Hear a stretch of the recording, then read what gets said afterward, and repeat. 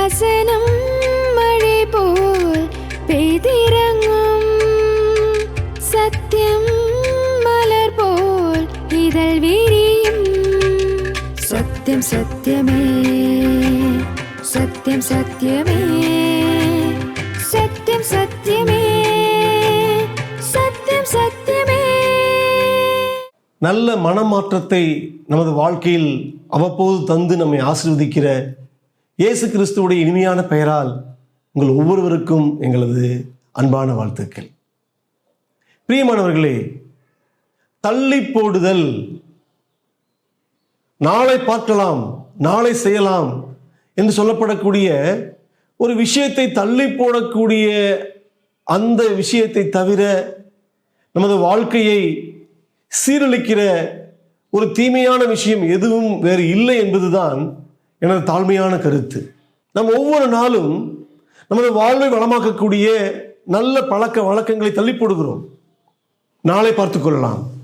Doctor சொல்லுவார், உங்களுக்கு sugar இருக்கிறது, பிபி இருக்கிறது, நீங்கள் தினமும் நடைப்பயிற்சி செய்ய வேண்டும் என்று சொல்லும் பொழுது நிச்சயமாக நடைப்பயிற்சி செய்வேன், ஆனால் இன்றல்ல நாளை. நல்ல ஒரு வளமான எதிர்காலத்திற்கு நன்கு படிக்க வேண்டும், வீட்டு பாடம் செய்ய வேண்டும் என்று பிள்ளைகளுக்கு சொல்வார்கள் டீச்சர்கள். பிள்ளைகளும் சொல்வார்கள், ஆம், நான் எனது வீட்டு பாடத்தை எல்லாம் முடித்து விடுவேன், இன்றல்ல நாளை.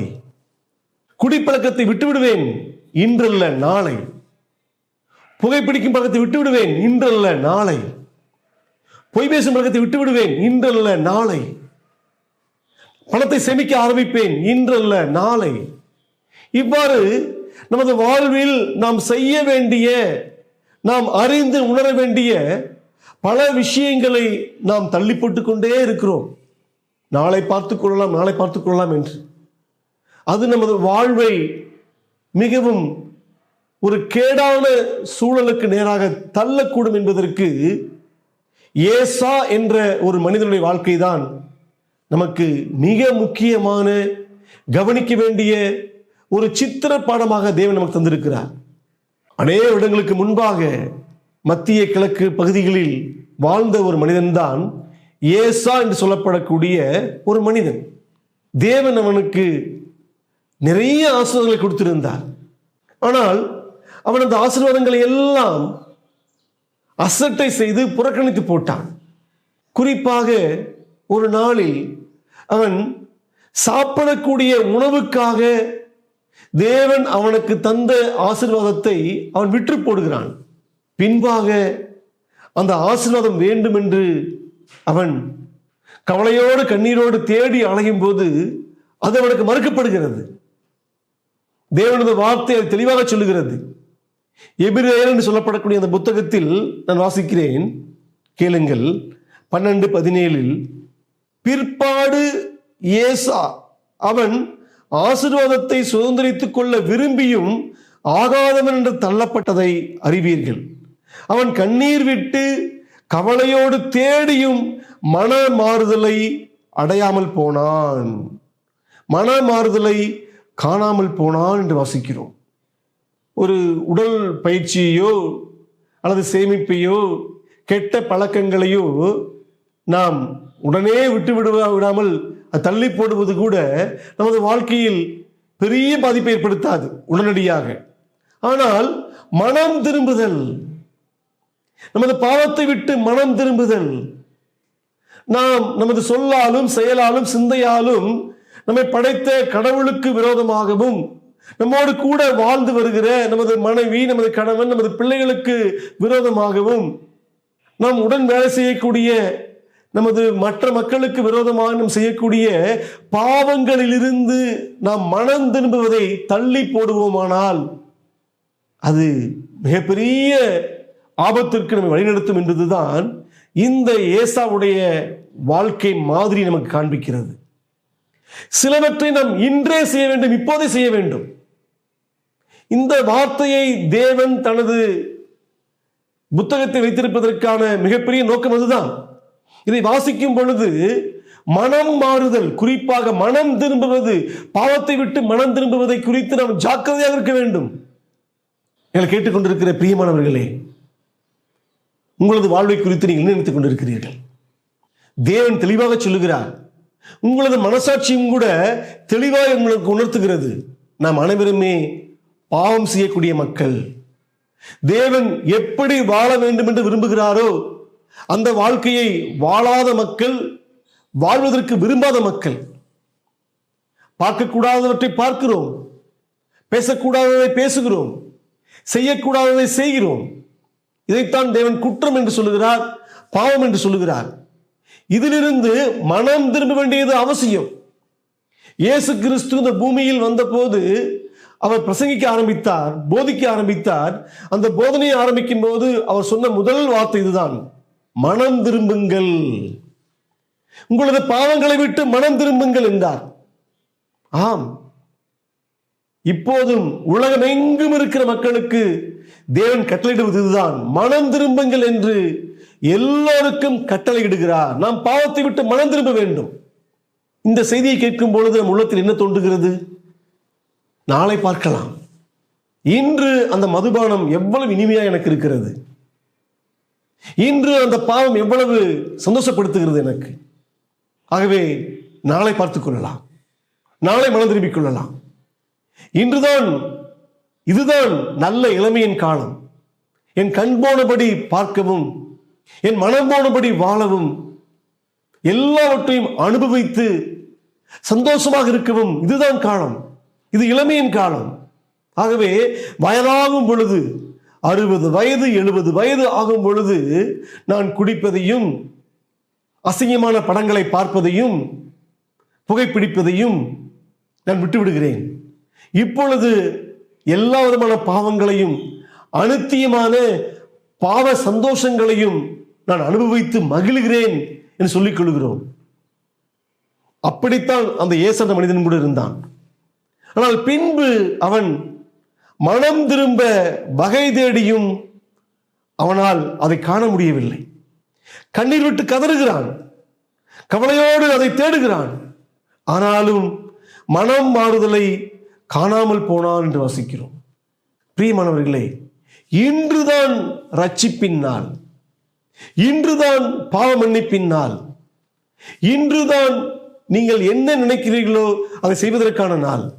ஆகவே நீங்கள் உங்களது வாழ்வில் செய்ய விரும்புகிற முதலாவதும் முக்கியமான நன்மையான விஷயம் என்னவென்றால், குறிப்பாக உங்களது ஆத்துமாவுக்கு நன்மையான விஷயம் என்னவென்றால், நீங்களும் நானும் செய்யக்கூடிய பாவத்தை விட்டு நாம் மனம் திரும்புவதுதான்.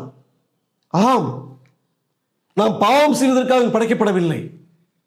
நாம் தேவனைப் போல வாழ்வதற்காக படைக்கப்பட்டிருக்கிறோம். அவரைப் போல பரிசுத்தமாக, அவரைப் போல அவரை அனுப்பின பிதாவாகிய தேவன் என்ன செய்ய விரும்பினாரோ அதை செய்வதற்காக நாம் அனுப்பப்பட்டிருக்கிறோம். நம்ம சுற்றி இருக்கிற மக்களுக்கு சந்தோஷம் தருவதற்காக, சமாதானம் தருவதற்காக, உதவி செய்வதற்காக, அவர்களுக்கு நல்ல வழியை காண்பிப்பதற்காக நாம் படைக்கப்பட்டிருக்கிறோம். அதற்கு பாவம் தடையாக இருக்கிறது என்பதுதான் உண்மை. அந்த பாவத்தை விட்டு நாம் மனம் திரும்பும் பொழுது மட்டுமே நமக்கு இந்த பூமியிலும் இதற்கு பின்பாக இருக்கிற வாழ்க்கையிலும் நல்ல ஒரு வழியை தேவன் நமக்கு காண்பிப்பார் என்பதுதான் வேதம் நமக்கு தரக்கூடிய நிச்சயமாக இருக்கிறது. உங்களால் சொல்ல முடியுமா, நான் என் பாவத்தை விட்டு மனம் திரும்பி விட்டேன், எனது பாவத்திற்காக நான் அடைய வேண்டிய அந்த தண்டனையை இயேசு கிறிஸ்துவானவர் எனக்காக சிலுவையில் ஏற்றுக்கொண்டு அவர் மரித்து 3ஆம் நாளில் உயிரோடு எழுந்தார், அதன் மேல் என் நம்பிக்கையை வைத்து நான் பாவ மன்னிப்பை பெற்றிருக்கிறேன் என்று உங்களால் உறுதியாக சொல்ல முடியுமா? அப்படி சொல்ல முடியாவிட்டால் உங்களது கவனத்தை இயேசுவின் மேல், இயேசு சிலுவையில் உங்களது பாவ மன்னிப்புக்காக செய்த அந்த விலையேற பெற்ற அந்த தியாகமுள்ள நிகழ்ச்சியின் மேல் உங்களது மனக்கண்களை பதித்திடுங்கள். ஆம், நாம் எல்லோரும் பாவம் செய்கிறோம். சிறியதோ பெரியதோ நமக்கு கிடைக்கும் சந்தர்ப்பங்களை பயன்படுத்தி கொண்டு நாம் நமது பாவ இச்சைகளை தீர்த்துக் கொள்வதற்காக நிறைய பாவம் செய்கிறோம். நாம் பாவத்தை விட்டு மனம் திரும்ப வேண்டும் என்று தேவனோ மற்ற மக்களோ நமக்கு உணர்த்தி வைக்கும் பொழுது அதை தள்ளி போடுகிறோம். இந்த பாவம் நன்றாக இருக்கிறது, இந்த பாவத்தை நான் நேசிக்கிறேன், அது எனது இருதயத்துக்கு சந்தோஷத்தை கொடுக்கிறது, கண்களுக்கு சந்தோஷத்தை கொடுக்கிறது, ஆகவே நான் இந்த பாவத்தை விட்டு இப்பொழுது விலக மாட்டேன், இப்பொழுது மனம் திரும்ப மாட்டேன், நாளை நிச்சயமா மனம் திரும்புவேன், நாளை பாவத்தை விட்டு மனம் திரும்புவேன் என்று சொல்லிக்கொண்டு நம்மை நாமே ஏமாற்றிக் கொள்கிறோம். ஏனென்றால் நமது ஆத்துமா, நமது உயிர் நம்மை விட்டு எப்பொழுது வேணும் எடுபட்டு போகக்கூடும். மனம் திரும்புவதற்கு நமக்கு இன்னொரு சந்தர்ப்பம் தரப்படாமல் போகக்கூடும். ஒருவேளை நாம் மனம் திரும்ப ஆசைப்படும் பொழுது, கண்ணீர் விட்டு கதறும் பொழுது அந்த பாவ மன்னிப்பு என்பது நமக்கு கிடைக்காமல் போகக்கூடும். நமது வாழ்க்கை, எதிர்காலம் என்பது நமது கையில் இல்லை, அது நம்மை படைத்த தேவனது கைகளில் இருக்கிறது. அந்த தேவன் சொல்லுகிறார், இன்றுதான் மனம் திரும்பும் நாள், இன்றுதான் உங்களது பாவ மன்னிப்பின் நாள், இன்றுதான் இயேசுவை தேடும் நாள். ஆகவே இயேசுவை முழு இருதயத்தோடு தேடுவதற்கு நாம் அந்த சிலுவையின் மேல் நம்ம கவனத்தை குவிக்க வேண்டும். ஆம், இயேசுவானவர் உங்கள் மேல் அன்புள்ளவராக, உங்களது ஆத்துமாவை ரொம்ப நேசிக்கிற ஒரு தேவனாக, உங்களது பாவங்களுக்காக நீங்கள் அடைய வேண்டிய தண்டனையை நீங்கள் அடைந்தால் அது நிரந்தரமாக முடிவில்லாத காலம் நரக தீயில் வெந்து கஷ்டப்பட வேண்டும் என்பதை அறிந்தவராக, அந்த மிகப்பெரிய ஆபத்தில் இருந்து, மிகப்பெரிய வேதனையில் இருந்து உங்களையும் என்னையும் மீட்பதற்காக நம்மேல் வரக்கூடிய தண்டனையை அவர் தன்மேல் ஏற்றுக்கொண்டவராக, சிலுவையில் உங்களுக்காக எனக்காக உயிரையே தந்து அன்பு செய்த ஒரு அன்பின் தேவனாக இருக்கிறார். மரணத்தை ஜெயித்து உயிரோடு எழுந்து தேவனாக இருக்கிறார். அவர் அன்புள்ளவர், அவர் கிருபையுள்ளவர், அவர் இரக்கமுள்ளவர், அவர் வல்லமையுள்ளவர். அவரை தேடுகிற யாரையும் அவர் புறம்பே தள்ளுவதே இல்லை. இயேசுவே, எனது பாவத்தை மன்னியும் ஆண்டவரே. பிறந்ததிலிருந்து இந்நாள் வரை நான் உமது வார்த்தைக்கு விரோதமாக, உமது விருப்பத்திற்கு விரோதமாக நான் செய்த எல்லா பாவங்களையும் மன்னியும் ஆண்டவரே. எனக்கு ஒரு புது வாழ்க்கையை கொடும், ஒரு புது இருதயத்தை கொடும். நான் பாவத்தை நேசிக்காமல் பாவத்தை வெறுக்கும் ஒரு வாழ்க்கையை எனக்கு கொடும். நன்மையை நேசிக்க, ஒரு பரிசுத்தமுள்ள வாழ்வை நேசிக்க, நான் உண்மை நேசிக்க எனக்கு உதவி செய்யும் என்று நீங்கள் முழு மனதோடு இயேசுவை நோக்கி பார்த்து, சிலுவையில் அறையப்பட்டவராக இயேசுவை நோக்கி பார்க்கும் பொழுது அவர் நிச்சயமாக உங்களுக்கு விடுதலை தரக்கூடிய தேவனாக இருக்கிறார். ஆகவே இன்று இப்பொழுது இதை கேட்டுக்கொண்டிருக்கிற இந்த வினாடியில் மனம் திரும்புவதற்கு நீங்கள் தயாராக இருக்கிறீர்களா? ஒருவேளை உங்களுக்கு இந்த மனம் திரும்பும் செய்தியை, இயேசு அன்புள்ளவராக இருக்கிறார், இயேசு உங்களுக்காக சிலுவையில் மரித்து உயிரோடு எழுந்து உங்களது பாவங்களை மன்னிக்க தனது இரு கரத்தை நீட்டி அவரோடு காத்துக் கொண்டிருக்கிற செய்தியானது உங்களுக்கு அறிவிக்கப்படாமல் போகக்கூடும். ஆம், நீங்கள் மனம் திரும்புவதற்கு, மனமாற்றம் அடைவதற்கு கண்ணீரோடும் கவலையோடும் தேடினாலும் கூட மனமாற்றத்தை பெற்றுக்கொள்வதற்கு இன்னொரு சந்தர்ப்பம் உங்களுக்கு தரப்படாமல் போகக்கூடும்.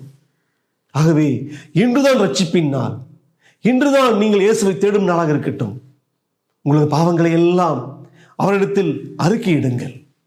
இயேசுவே, என் பாவத்தை மன்னியும் ஆண்டவரே, என்னை உமது பிள்ளையாக ஏற்றுக்கொள்ளும் ஆண்டவரே, எனது வாழ்வை வழிநடத்தும், எனது வாழ்க்கையின் மாலுமையாக இரும் ஆண்டவரே என்று கேட்கும் பொழுது ஒரு தகப்பன் சிறு பிள்ளையின் கையை பிடித்து நடத்துவது போல மீதமுள்ள வருடங்களை, மீதமுள்ள வாழ்க்கையை கரம் பிடித்து நடத்துவார்.